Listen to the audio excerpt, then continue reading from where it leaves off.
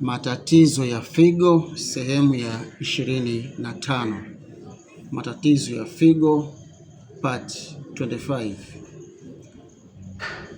Nephretic syndrome ni nini? Nephretic syndrome ni nini? Cha msingi cha kufahamu au cha kukumbuka, sio kila ugonjwa wa figo unaanza na uvimbe mkubwa au unaanza na uvimbe. Kuna namna nyingine unaweza kaanza bila uvimbe lakini ikaonekana damu kwenye mkojo. Nephretic syndrome ni hali ya figo ambapo glomeruli zinapata uchochezi, zinapata inflammation na uwezo wa kuchuja unabadilika, unaanza kupotea. Hii unaweza kuona dalili zifuatazo.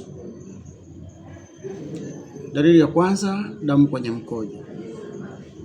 Dalili ya pili, pressure kupanda. Dalili ya tatu, mkojo kupungua, wakati mkojo mchache. Na kwa watu wengine tunarudi kwenye ile dalili ya kuvimba.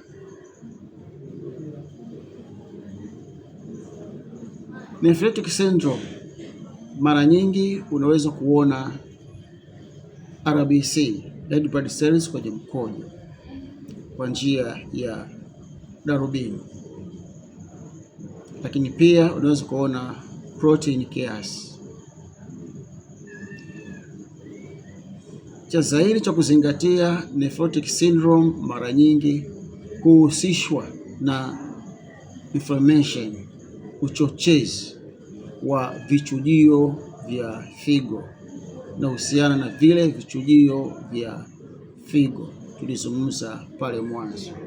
Basi usiache kunifollow, kulike, share na wengine, tujifunze pamoja nao habari za afya na vipimo vya maabara kwa lugha rahisi zaidi ambayo ni rahisi kila mmoja kuielewa. Mungu awabariki sana.